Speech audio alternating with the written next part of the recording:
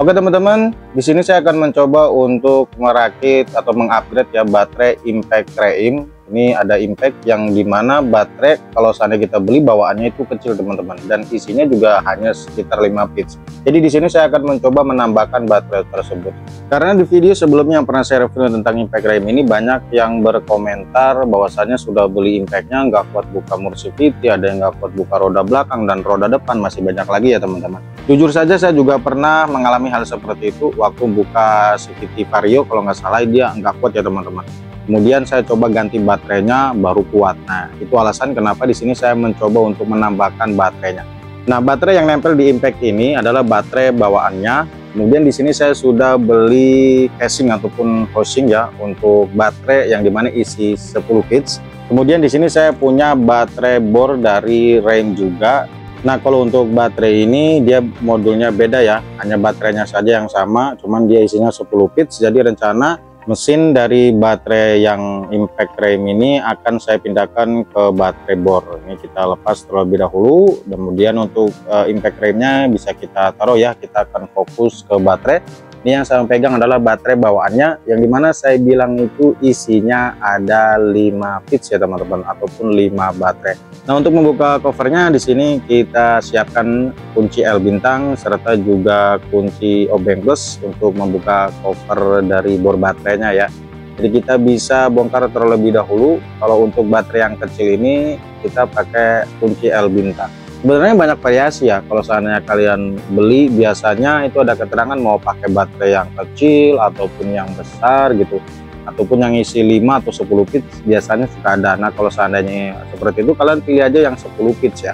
Ini untuk baterai yang bornya itu pakai obeng plus teman-teman, dan untuk isi dari bautnya itu sama semua ya, ada 4 pits. Nah, ini untuk bagian dari bor baterai bisa dibilang BMS ataupun modulnya beda ya teman-teman. Saya akan coba lepas terlebih dahulu untuk baterai bornya ya. Jadi sebenarnya baterai bor ini memang nggak dipakai ya, saya pribadi memang tidak punya bor teman-teman. Nah, untuk baterai yang dari bor ini sih ada 10 pits ya, warnanya hijau. Kalau ini yang saya beli bawaannya yang dapat 5 pits ini warnanya biru dan tidak ada keterangan ataupun tulisan di bagian baterainya, beda dengan yang baterai bor teman-teman. Dan kenapa di sini saya beli cover lagi ya teman-teman, ataupun beli tempat baterainya lagi, karena kalau pakai bawaan dari yang 5 pits Impactnya itu nggak pas ataupun nggak muat. Kalau ini untuk bor ya.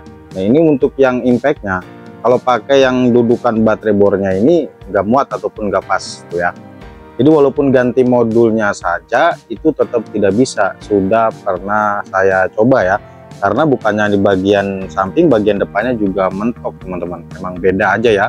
Makanya saya beli cover baru yang dimana khusus baterai Impact yang isi 10 pits.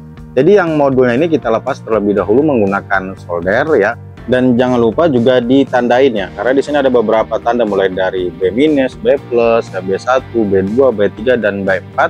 Itu harus ditandain supaya nanti ketika proses pemindahan modulnya itu tidak salah ya teman-teman. Oke, selanjutnya di sini kita melakukan proses penukaran modul ataupun mesin baterainya ya teman-teman. Untuk prosesnya saya skip aja supaya lebih cepat.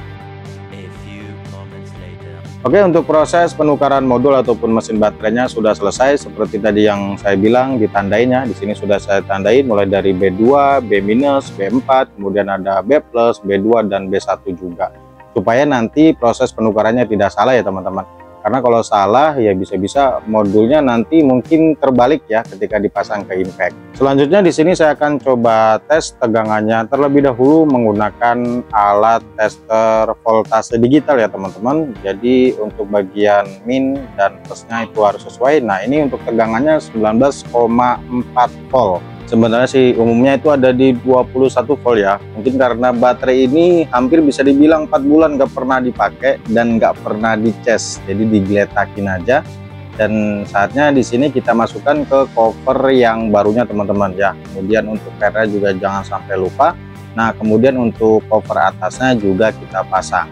Nah, cuman di sini ada kendala yang dimana dudukan mesinnya ini tidak pas ya dengan yang ini. Kalau dipasang pun itu tidak cocok, karena memang di posisi sebagian atasnya beda. Rencananya sih tadinya mau potong kemudian saya pindahkan supaya lebih pas saja gitu, cuman ya saya akalin aja lah dalam keadaan seperti ini. Yang penting posisi modulnya itu bisa masuk ke bagian cover atas sini. Jadi nanti pasangnya seperti ini ya teman-teman. Oke, selanjutnya di sini kita tes di cas terlebih dahulu ataupun di charger ya sebelum kita rakit untuk bagian covernya.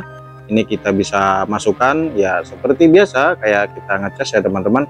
Kemudian kita bisa lihat di sini posisinya masuk teman-teman. Kita bisa lihat dari kepala chargernya warna merah itu menandakan posisi casnya sudah masuk teman-teman. Kemudian di sini kita bisa ukur terlebih dahulu ya. Seperti biasa minus ke minus, plus ke plus, dan kita tes di sini ada tegangan 19,5 ya, 5 atau 4 volt teman-teman. Mungkin karena belum penuh aja, intinya proses pengecasan sudah oke. Nah selanjutnya untuk proses pemasangannya, ini bagian bawahnya kita lapisi ya, bebas mau pakai lakban ataupun yang lain. Intinya supaya si mesin ataupun modul itu nggak bisa atau nggak langsung nempel ke baterai ya.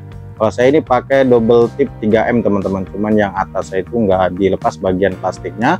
Nah proses perakitannya itu seperti ini, jadi yang modul atau mesinnya bisa kita masukkan terlebih dahulu ke bagian cover di bagian atasnya supaya benar-benar masuk seperti ini ya. Sebentar, ini agak lumayan susah juga untuk proses pemasangannya. Nah ini kalau sudah masuk kita pelan-pelan ya kita pasangkan, bentar lepas lagi, ini agak susah banget. Kalau sudah masuk kita bisa pasangkan langsung ya untuk covernya. Perhatikan juga untuk bagian pernya ataupun kabel-kabelnya ini jangan sampai ada yang tergencet ya teman-teman. Oke, seperti ini sudah selesai, sudah beres ya teman-teman. Tinggal kita pasangkan bautnya, ini bebas mau pakai yang L bintang ataupun yang plus juga boleh teman-teman. Oke, posisi bagian covernya sudah saya baut semuanya. Kemudian di sini tinggal proses pengetesan ya, tinggal kita masukkan. Oke, sudah masuk. Nah kalau sudah seperti ini saya jamin ini tambah jos lagi karena dari segi baterainya aja sudah beda ya teman-teman. Kita bisa tes terlebih dahulu ya, kita tekan. Oke, lebih torque ya putarannya. Kemudian untuk tenaganya menurut saya sih lebih tambah lagi teman-teman, karena tadi bisa dilihat dari segi baterainya aja sudah beda. Kalau yang 5 pitch itu baterai biasa ya, walaupun mungkin sama 18650 ya, cuman kalau untuk yang bor ini menurut saya lebih bagus teman-teman. Saya akan coba tes di mode kecepatan kedua. Oke, hasilnya sudah mantap ya, tidak ada kendala ataupun problem. Jadi intinya buat kalian yang beli impact frame ini kemudian tidak ada tenaganya ataupun kurang powernya, kemudian baterainya yang isi 5, kalian bisa ganti saja baterainya teman-teman. Nah untuk bagian strikernya kalau seandainya pengen dioplos ya, ini kan stiker yang ini nih teman-teman. Nah, ini yang tempelan, ini kan rem ya. Kemudian ini yang tidak ada tulisan remnya, mungkin supaya sinkron aja ya, stikernya tinggal kalian pindahkan aja teman-teman. Dan sementara sampai di sini aja dulu videonya. Terima kasih.